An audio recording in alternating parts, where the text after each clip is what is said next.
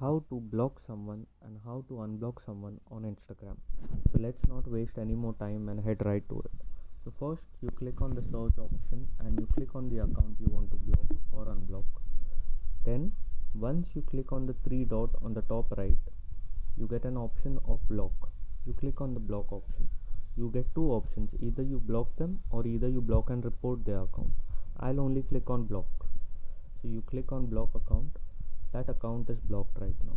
To unblock them, you click on your profile, you click on the three lines on the top, you scroll down and there is an option of blocked accounts. You click on that and the account will show here. You can either from here only itself click on unblock, or you can click on their profile and you can click on unblock and unblock them. This is how you block and unblock someone on Instagram.